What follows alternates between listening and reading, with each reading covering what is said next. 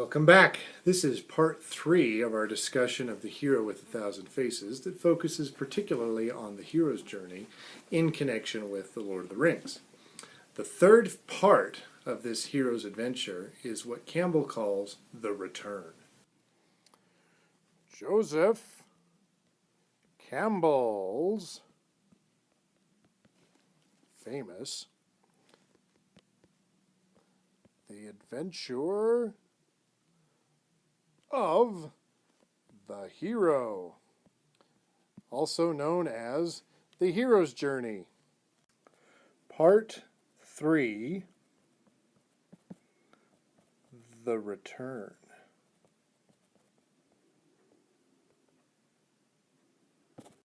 Completing the hero's journey, completing the quest, isn't enough. At the end of the road, the hero has to come back. So in Lord of the Rings, after the ring has been destroyed, what's next for our intrepid hero? Well, according to Campbell, the next phase is a surprising refusal of the return. In many heroes' journeys, the hero actually refuses to return after completing the quest. Perhaps because the hero is so fundamentally changed or transformed, or perhaps because the hero is on the verge of death, or perhaps because the hero has lost hope. For Frodo, in many ways, all three of these apply. After the ring has been destroyed, Frodo is understandably changed. He's weakened, he's lost hope, primarily because Mount Doom has erupted. So Frodo's refusal to return is because of lava. Once the hero has decided to return after all, oftentimes there's something called a magical flight, which is quite literal in Tolkien. Oftentimes the hero returns from the nadir of the adventure by way of a magic flight, which if you think about a number of mythologies, this can include a dragon, it can include a ship, either physical or metaphysical. It can include a type of resurrection or return from the underworld. In The Lord of the Rings, it's quite literal. It's giant eagles. The giant eagles literally pick up Frodo and Sam and fly them to the safety of Minas Tirith. Now, a lot of people like to joke that, hey, why didn't they just ride the eagles into Mordor in the first place? But I think it's pretty clear that with the ring wraiths riding on the top of fell beasts, any eagles that attempted to approach Mount Doom would have been pretty summarily dispatched. So quit your whining. Oftentimes, because the hero has refused to return, or the hero is otherwise unable to return, the returning hero must be rescued from without by helpers, guardians, talismans, supernatural creatures, or, primarily in the case of the Lord of the Rings, friends. Oftentimes the hero is somewhat trapped, either refusing to return or unable to return on his or her own. And maybe instead of a magic flight, or in addition to the magic flight, the hero must be rescued. So somebody has to come and save the hero from the sacrifice, from his or herself, or whatever. In The Lord of the Rings, this is the reuniting of the Fellowship. So on the one hand, it certainly is the eagles that bring Frodo and Sam out of Mordor, but they only take him as far as Minas Tirith. It's important that the hobbits journey back to Hobbiton, retracing the steps of the initial fellowship and making sure that Frodo makes it back alive and safe. As Campbell envisions the hero's journey in terms of a circle, it's not surprising that the hero must return across the threshold to get back to his or her origins. Ultimately, to come back to the starting point, the hero must return across the threshold that was initially crossed.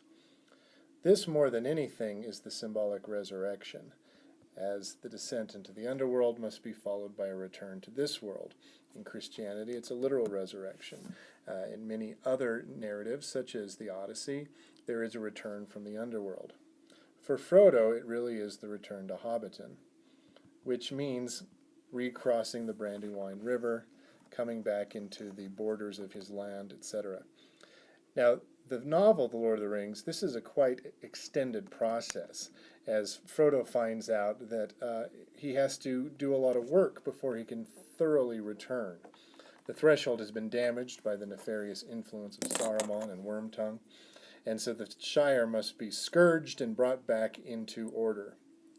In the movie, to simplify an already very long narrative, the hobbits simply ride back into town on ponies, decked out in their regalia as knights of the realm. Once the hero has successfully crossed the threshold back and has now experienced both sides of the hero's journey, Campbell says that this constitutes being a master of two worlds.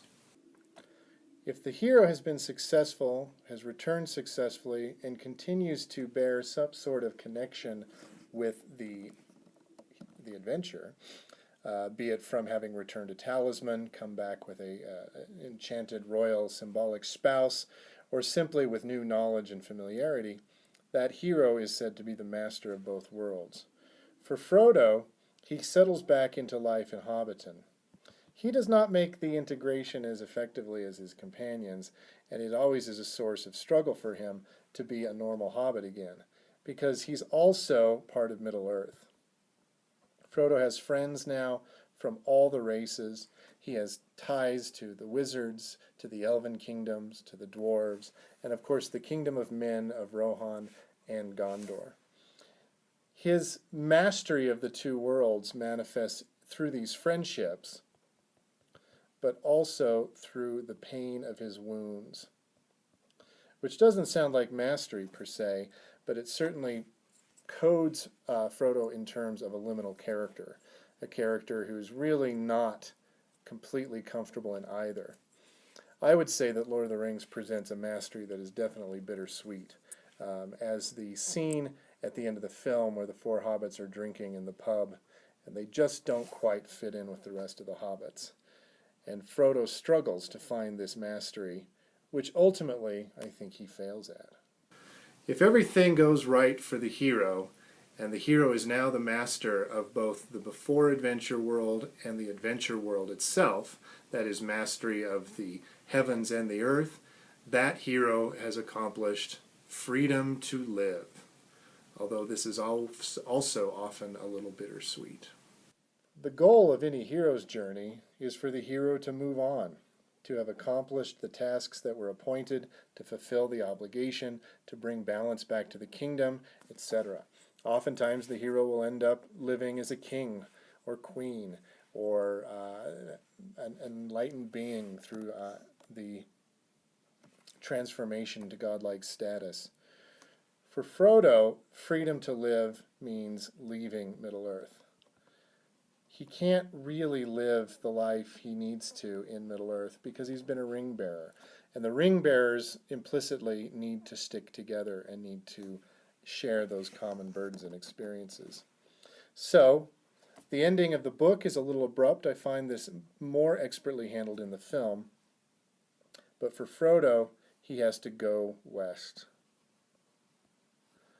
By going west with the last of the rings and the last of the ring bearers, Frodo is ensuring his ability to live out the rest of his days in peace and understanding and harmony. And so he steps on the boat with the elves and the wizards and Bilbo and leaves the Middle-earth forever so he can obtain his glory, which of course is symbolic of death and a return to heavenly paradise. Well, this concludes our discussion of the major stages and phases of Campbell's hero's journey. It's a little bit more complicated than it might seem at first notice. What's interesting about The Lord of the Rings is you can enrich your reading of the novel or your viewing of the films by thinking of Frodo's journey in terms of these stages. But bear in mind that these stages also apply to many of the other characters, including Samwise, Gandalf, Aragorn, to a lesser extent, Gimli and Legolas and Merry and Pippin. And so it's quite fun to try to figure out how the hero's journey affects each character differently and what their ultimate outcomes are and what we as the audience members can gain from that. Thank you for your time.